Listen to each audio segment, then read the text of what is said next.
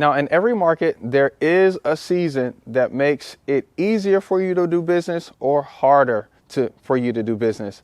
And right now, sadly, we're definitely in a market where it's extremely hard to do real estate investing business. Now, and what we do in real estate investing is buying property with other people's money at a lower price, okay, at a lower price than what the property's actually worth. We do what we can do to add some kind of value to it. Maybe that's fixing it up. Maybe that's developing the land.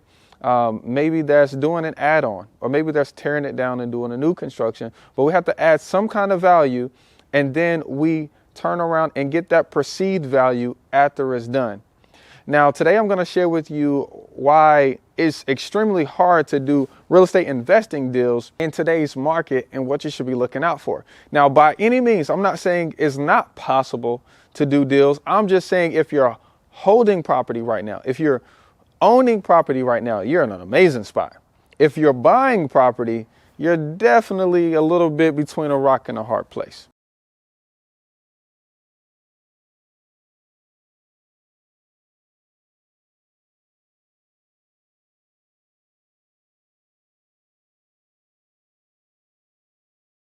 What's up, guys? It's your boy Swan Belcher. This is me taking action on YouTube. You guys go ahead and like and subscribe so that way you can see more real estate investing content pop up from us. We've actually been doing full-time real estate investing for the last 7 years, and everything from the rooter to the tutor, from wholesaling to buy and hold to fix and flip properties, to wholesaling to Airbnbs to group homes. You know, we do a lot of the business here. We've been doing it successfully for the last 7 years. Now, today I want to talk about, why it's hard to do business in this market. Okay, like I said, once again, it doesn't mean that you can't do it. It just means that you have to get better at doing it. And the first reason why is extremely hard, and why you should not buy houses in this particular market, is because it's extremely competitive out here. Okay, I think I saw something on the news that talked about how we're at a housing shortage in the whole United States. And it was something by like 3 million houses that we're short on. And essentially what that means is there is a low supply of housing, that's available for sale or for rent right now.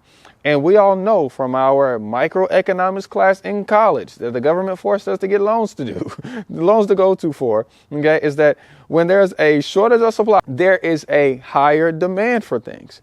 And when there's a higher demand and a shorter supply, prices will go up. Okay, that is just naturally how the market works, and that's the cycle that we are in. Now, on top of this, the government gets in the middle of the game and they try to dictate how the market plays the game. But realistically, the market, the people who are actually buying and selling, renting or not renting, we determine what the market does. So what happens in markets like this is the government does their best to try to change up a rule or law to influence how things go. Just like how you guys saw during COVID, when everybody was afraid and stopped listing their properties, up for sale.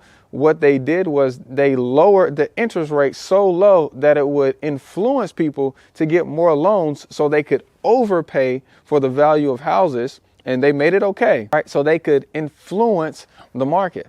But then when they realized they did too much of that, they went up on rates so that way they could slow down that process of getting mortgages and the housing prices going up. And now, even though those things haven't really helped the market at all, as far as pricing and the availability of it, now they're trying to throw in rules, not laws, but rules. You guys just seen that the realtors are now being squeezed out for some of their commissions. What they're hoping to do with squeezing out the realtors on their commissions is they're hoping to make the buying power stronger for the buyer and the selling power stronger for the seller. So that way the economy can continue to roll and we continue to pass money back and forth to each other. But this doesn't necessarily do that in markets like this, because once again, the overall arching thing is there's not enough inventory. Okay, there's not enough inventory for the amount of demand that they are. And so when the government gets involved and makes rules like that really doesn't help,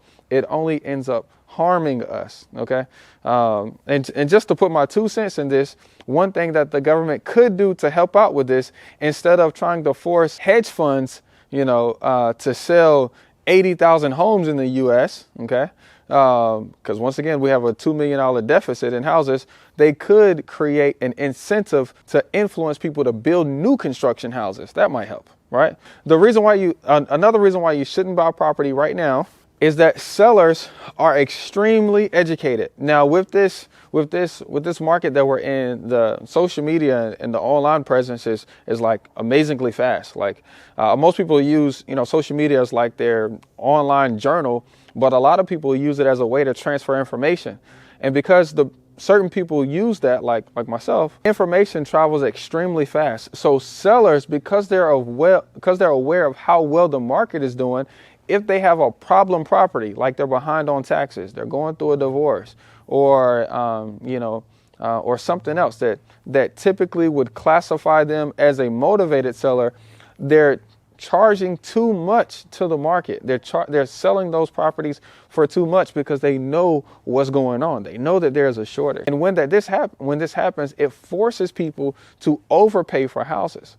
And when people get forced to overpay for houses, just like what happened in COVID, and there's still a shortage of supply, you're forcing people to pay more for properties. So that continues to jack up the market. And realistically, like I said in the beginning, real estate investors, we have to buy with equity. We have to be able to add value to it. And we have to be able to capture that perceived equity that we have through a sale or through a refinance. Hope that makes sense. And then lastly, the result that we get is that we end up losing money because nobody wants to pay the prices that we need in order to clear the debt that we owe so we can make the profit, so we can come back and feed our family, or the appraisals don't keep up with what the banks are actually willing to lend. Like right now, I had a property that actually appraised at $233,000, but the bank limited how much they would actually lend to someone who's actually going to own or occupy this property. So realistically, even though it appraised for a certain amount, it's never going to be able to be financed for that amount. So will it really go? Will it really sell? These are the problems that we're dealing with in today's market. And for these particular reasons, you should not buy properties. But I will say that if you can come up with a person that creates a solution to these problems, you'll find a way to maximize. So if you guys want to learn some of the solutions, I'm actually going to drop a video right here. I talked about how you can buy property without having to qualify for a loan and by taking over other people's mortgages. So we'll see you guys on the next one. Peace, y'all.